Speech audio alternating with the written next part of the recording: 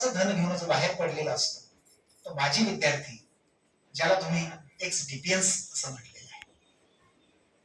त्यानंतर त्या विद्यार्थ्याला जन्म देणारी आई आणि वडील हे त्याचे पालक.